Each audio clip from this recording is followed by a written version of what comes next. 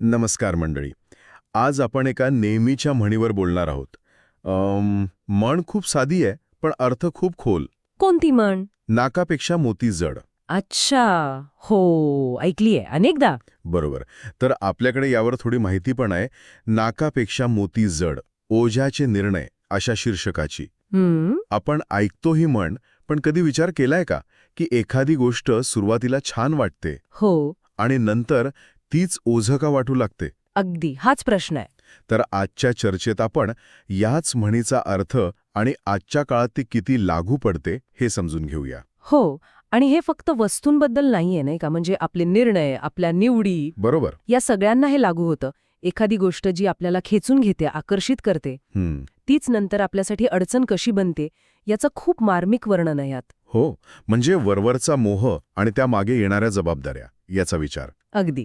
चला तर मग थोडं